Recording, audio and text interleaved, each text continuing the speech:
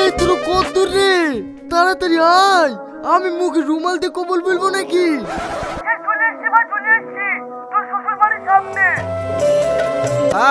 হাঁটু গেড়ি বসো, আমাকে দেখি লজ্জা পাওয়ার দরকার নাই। রুমালটা মুখ থেকে সরাও, না হলে বি পড়ানো হবে না। কি হলো ভাই, রুমালটা সরাও। এই থানায় চ, তোর নামে কেস আছে। কেস আছে মানে? কিসের কেস?